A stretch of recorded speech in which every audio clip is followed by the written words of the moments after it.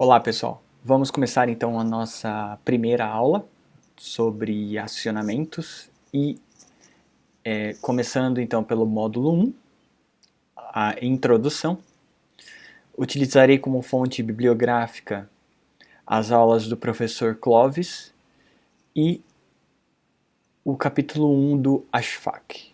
Já deve estar disponível, caso não esteja, esperem mais um pouco e logo estará. Um material referente a este módulo de introdução para vocês estudarem além da videoaula. Bom, após esta aula, você deverá estar apto a definir o termo eletrônica de potência, enumerar as vantagens do uso de chaves para controlar a potência elétrica e enumerar os vários tipos de dispositivos semicondutores de potência. Então, eletrônica de potência, uso de chaves e os vários dispositivos semicondutores. Vamos ver o elemento central da eletrônica de potência, que é o conversor, né? Bom, o que acontece nesse conversor, né? Temos uma potência de entrada, no caso pode ser, por exemplo, uma energia elétrica, né? Com tensão, caracterizada por uma tensão alternada, né? Tensão e corrente alternada ou tensão e corrente constante. E temos uma potência de saída, certo? Então, uma potência de entrada e uma potência de saída após passar por esse conversor. E o que ocorre, né? Então, pode ocorrer algumas coisas. Pode ter um aumento de tensão, um aumento de corrente, uma tensão que passa de contínua para alternada, de alternada para contínua. Então, não necessariamente precisa ter troca, né? Como de tipo de sinal alternado ou contínuo, mas pode ter uma alteração, um aumento de tensão, uma diminuição, um abaixamento de tensão, né? Mas qual que é a principal característica desse conversor? A principal característica é a eficiência, né? Que é simplesmente a relação entre a potência de saída pela potência de entrada. No caso, se for 100%, a eficiência é igual a 1, aí no caso, então a potência de saída é igual à potência de entrada. Qual que é o maior objetivo da eletrônica de potência? É a busca da máxima eficiência. Então é isso o que desejamos, que almejamos sempre que estamos construindo esses conversores que são o coração da eletrônica de potência. Certo? Então qual é a finalidade, né? Conversão de energia. E, como eu citei, né, de uma forma geral para aquele conversor, temos aplicações diferentes conforme a forma dessa energia. Temos, às vezes, dificuldades de armazenamento, dificuldades de transmissão. Queremos alterar e adaptar amplitudes, formas e quantidades, além de reaproveitar a energia. Então, podemos ter diferentes tipos de sinal, né? Diferentes formas de energia, diferentes tipos de sinal. Podemos ter dificuldades de armazenamento, podemos querer transformar uma tensão de corrente contínua, certo? Podemos ter dificuldades de transmissão, podemos querer transformar em tensão contínua de alta tensão, ou então alternada também de alta tensão, ou então ela já é alternada e eu quero simplesmente aumentar o valor da tensão. E aí seriam alteração de amplitudes, de formas, de quantidades. Posso querer alterar o número de fases, etc. E no reaproveitamento de energia também, como ocorre em algumas aplicações que temos, por exemplo, energia de frenagem sendo utilizada para recarregar, por exemplo, uma bateria, né? Então, não desperdiçar nenhuma forma de energia. E, apenas para ilustrar, uma aplicação direta da eletrônica de potência está nos geradores, né, que fornecem um sinal alternado normalmente, e a gente pode querer transmitir, por exemplo. Em tensão contínua pode querer aumentar, né? A tensão a gente pode utilizar esses conversores, que como a gente vai ver são conversores chaveados. Ou então, na própria aplicação final, a gente quer tem um sinal, a gente pode querer alterar esse sinal, ou então precisa de uma alimentação especial, essa determinada aplicação, e a gente pode querer gerar, a partir de, por exemplo, a que temos na tomada, ou uma bateria, a alimentação adequada para aquela aplicação, para aquele componente. Então a gente pode ter que trabalhar em cima dessa tensão, certo? Os conversores que temos interesse são os conversores estáticos. Os conversores rotativos, como o próprio nome diz, envolve peças móveis. Normalmente, né, bobinas, né, que tem as espiras. Essas espiras rotacionando, temos campos elétricos alternados, porém temos um movimento de objetos, que são normalmente essas espiras ou bobinas que estão girando. E isso com um conversor rotativo, temos um movimento aí que transforma uma energia em um outro tipo de energia. Por exemplo, temos ali a energia gerada por uma combustão, que gera um movimento mecânico, que depois vai gerar um sinal elétrico. Então, um conversor aí de energia de um tipo, por exemplo, da combustão para mecânica para elétrica, enfim. E o que interessa para a gente não são os conversores rotativos, são os conversores estáticos. São esses que interessam para a gente. Então, eles, como eu disse, seria o caso do rotativo, né? Ele é o oposto, então ele não usa, sem usar componentes móveis giratórios. Então temos aqui o exemplo do conversor rotativo e o estático. E inversor de frequência ele é utilizado, por exemplo, na geração de energia solar, que eu tenho um sinal contínuo e adapto, né, transformando num sinal alternado. Então o conversor CC, de corrente contínua para corrente alternada. E não tem peças móveis, certo? Nesse tipo de conversor. Vamos ver agora algumas definições de eletrônica de potência. Após, né, o que a gente já viu. E, então, está relacionado a eletrônica de potência, conversão em alta eficiência nessa conversão, no controle, certo? Por exemplo, queremos manter o nível de tensão alternada ou contínua, então tem uma parte de controle. E condicionamento de potência elétrica. Então, uma conversão eficiente que normalmente envolve o controle e condicionamento de potência elétrica. E isso é conseguido através de interruptores estáticos, certo?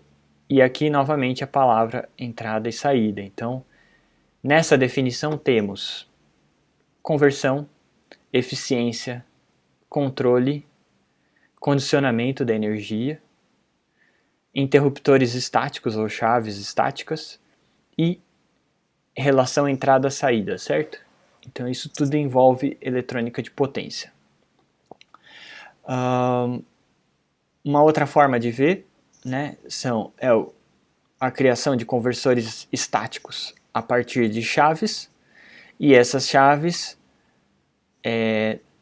normalmente estão associadas a elementos passivos, certo? Que exercem uma determinada função, como resistores, capacitores e indutores, e elementos ativos. Estes sim são as chaves ou interruptores que eu me referia, como os diodos, os tiristores, transistores, GTOs, triacs, IGBTs e MOSFETs.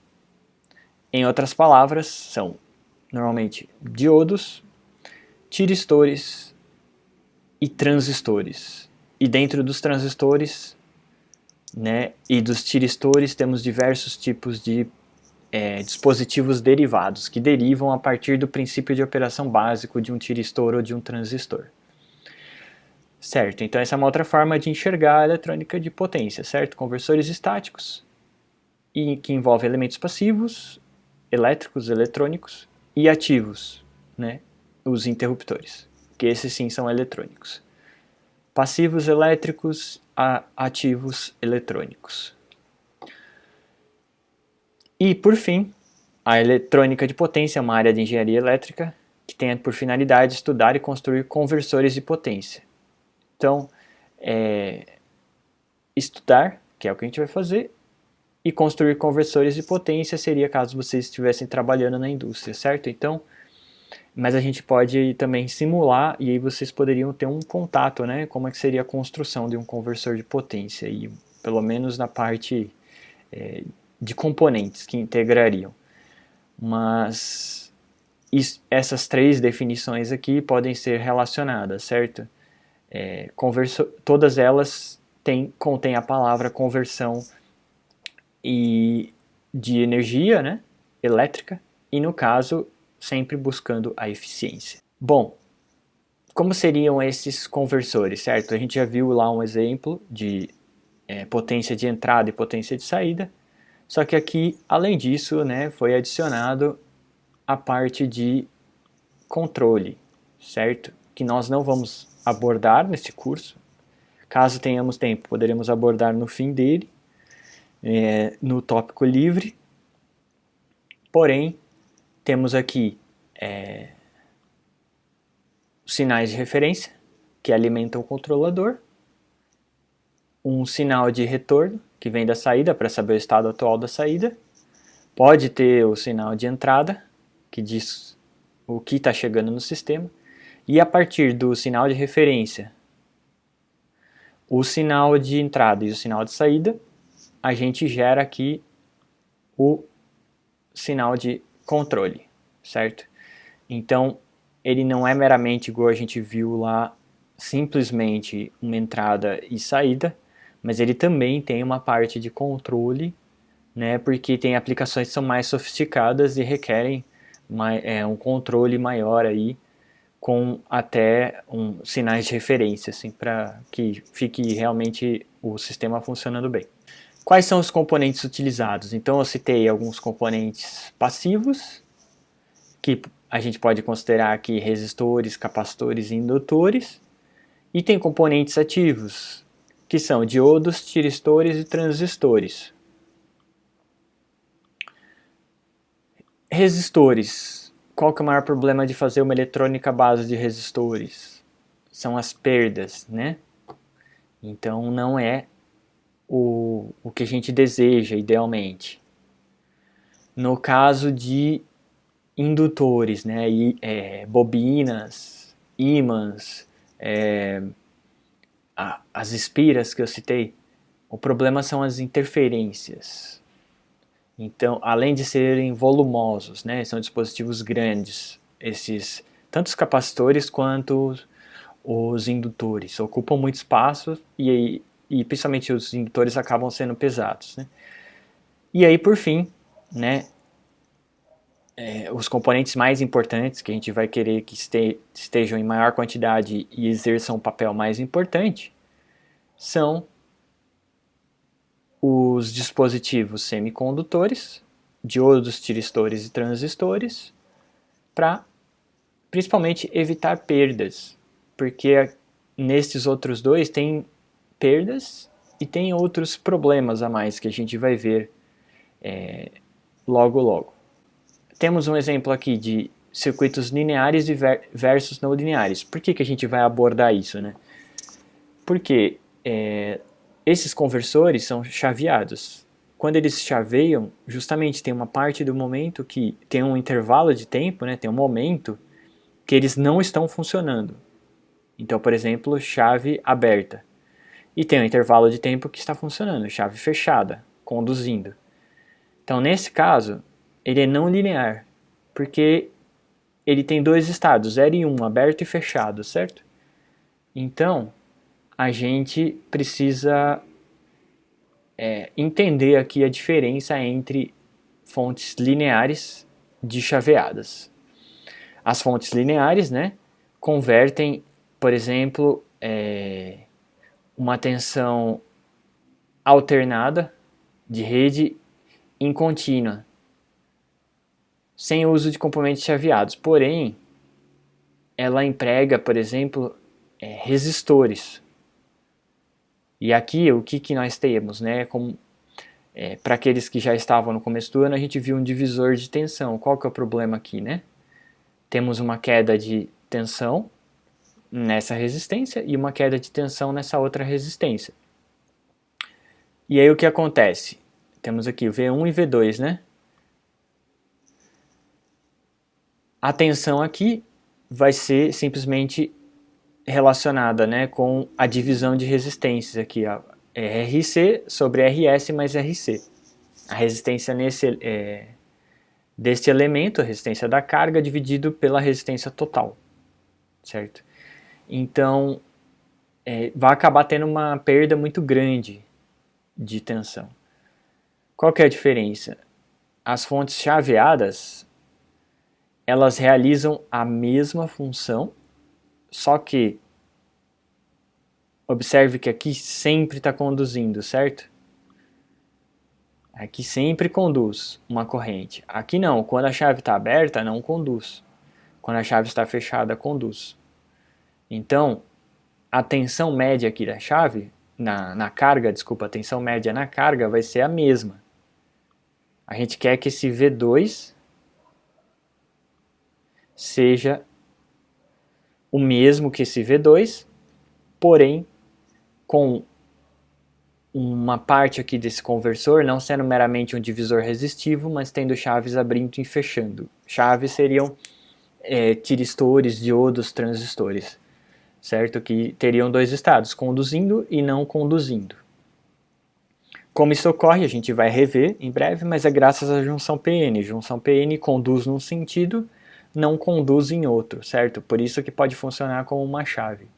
Já as resistências conduzem igual, independente da polaridade, né? Se a gente quer conduzir corrente num sentido ou no outro, sempre funciona igual, certo? Vamos avançar então e ver agora alguns outros detalhes. Fontes lineares. Fontes lineares a gente tem elas, normalmente são robustas, simples e fáceis de projetar.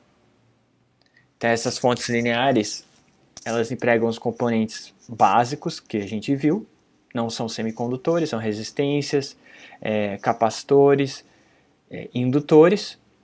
Elas normalmente são mais baratas e volumosas e pesadas. Foi aquela desvantagem que eu estava citando de empregar capacitores e diodos grandes, certo?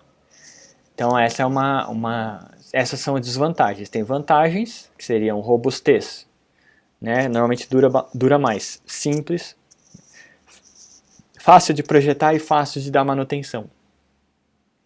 Porém, elas acabam sendo baratas, porém são volumosas e pesadas. E a gente já viu, não está escrito aqui, mas a eficiência vai ser bem mais baixa, certo? Dessas fontes. Já as fontes chaveadas, né? Quais são as vantagens delas?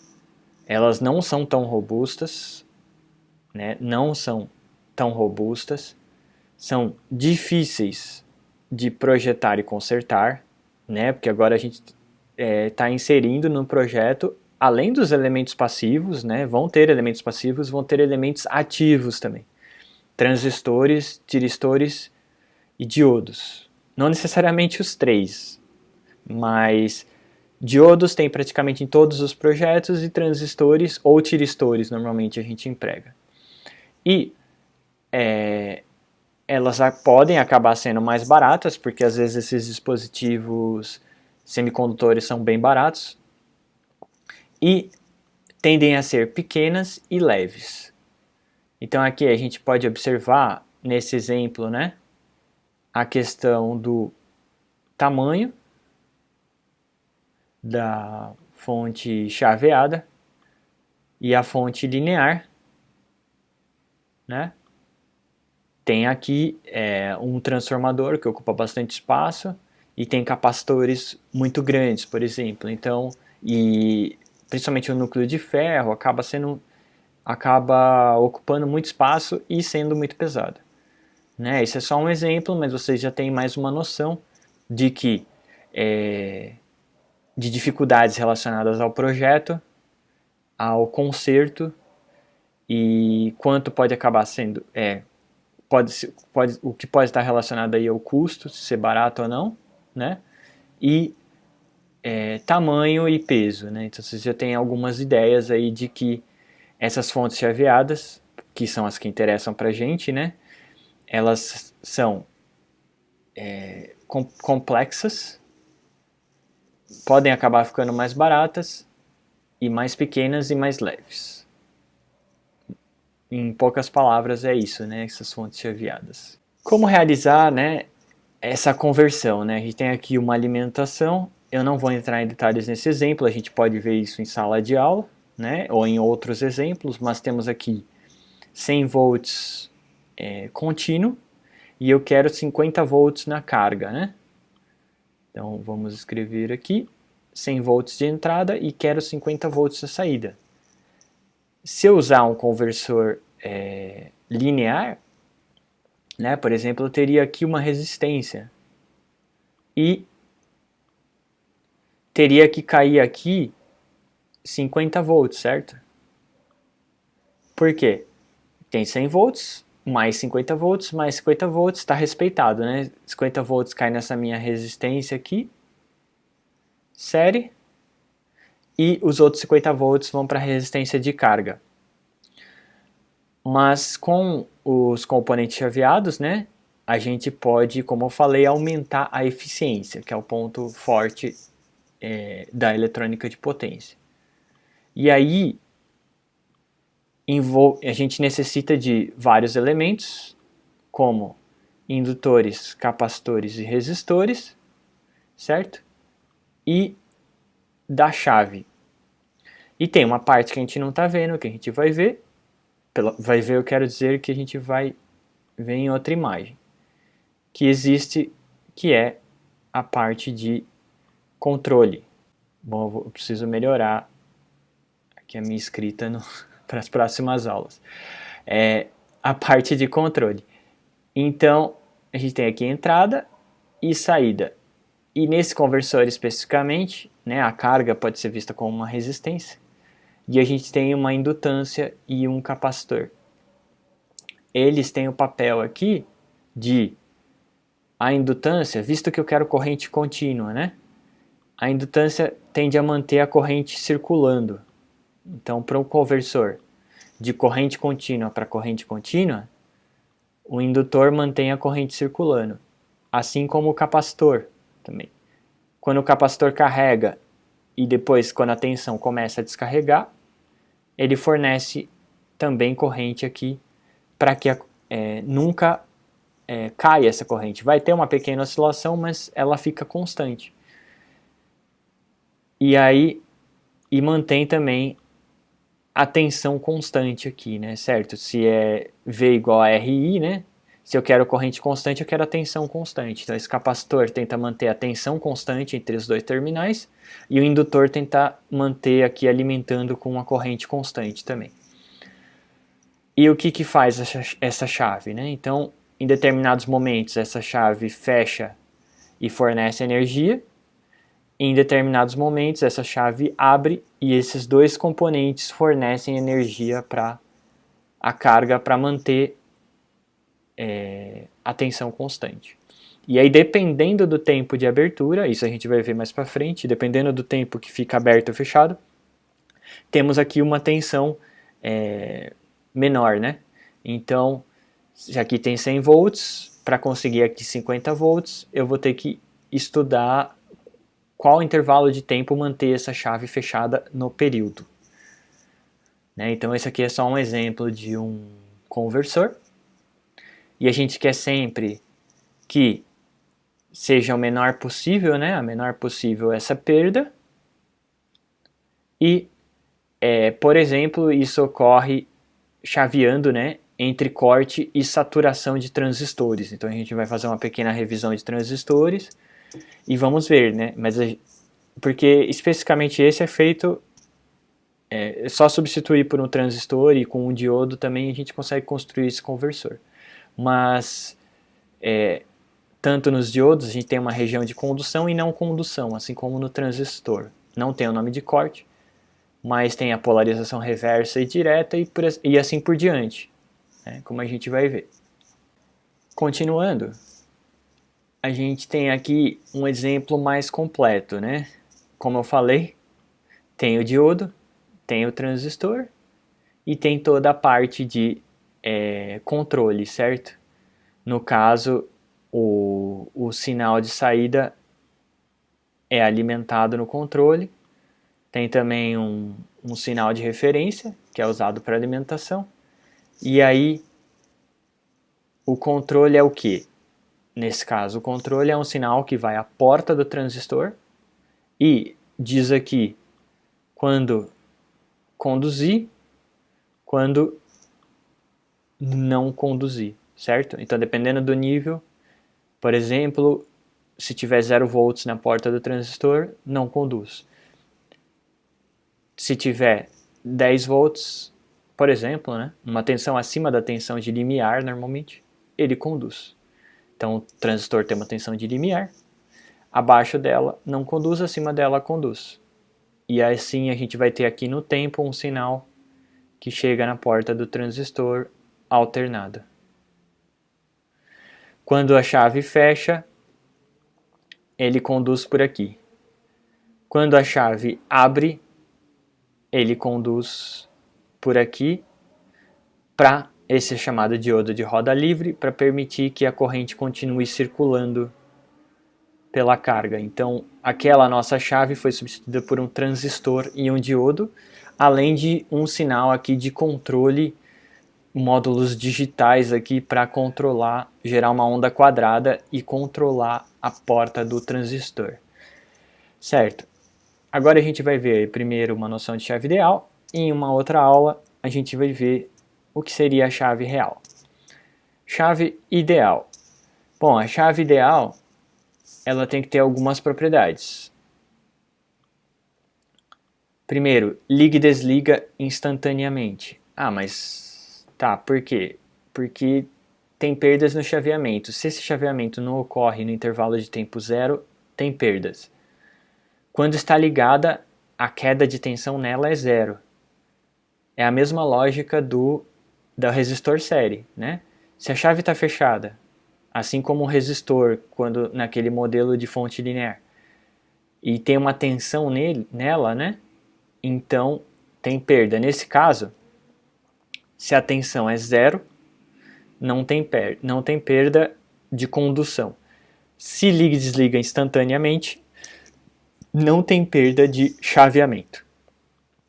Quando desligada, né, a corrente que passa por ela é zero. Corrente quando desligada. Por que desligada? Né? Então, a chave abriu. Não deveria passar corrente, mas se passa corrente, então normalmente tem uma tensão alta na chave e aí está passando corrente. Então, tem perda de energia. A potência é V vezes I, certo? Tensão vezes corrente. Se tem tensão, tem perda. Se tem corrente, tem perda. Então, voltando. Aqui, chaveamento. Aqui, condução. E aqui, bloqueio. Quando está desligada, está tendo uma perda. E se é uma chave ideal, ela não dissipa potência, certo? Por tudo que eu falei. Intervalo de chaveamento zero, tensão conduzindo zero, corrente em bloqueio zero, não dissipa potência. Que mais? Bom, eu só vou citar aqui, mas a gente quer que quando ela estiver ligada vão passar correntes altas, certo? Porque é eletrônica de potência. Quando desligada tem que suportar tensões altas, não pode romper. Tem que ter pouca potência para o controle, tem que dissipar pouca potência, ou nenhuma, né? Mas tenha pouca potência para o controle, porque isso também entra no cálculo de eficiência aí. E que seja altamente confiável, pequena e leve, como a gente viu, né? O desejo das fontes chaveadas. Baixo custo, outro desejo. E que não requeira manutenção, até porque essas chaves, quando necessitam de manutenção, provavelmente tem que substituir o componente inteiro, né, que envolve muito mais do que um simples elemento, né, acaba sendo um circuito inteiro integrado normalmente. Bom, era só isso nessa videoaula e vamos ter mais um vídeo que eu postarei em breve para vocês, caso vocês ainda não tenham visto, e ele continua na próxima aula. Caso tenha qualquer dúvida, entre em contato por fórum, chat ou e-mail. Muito obrigado.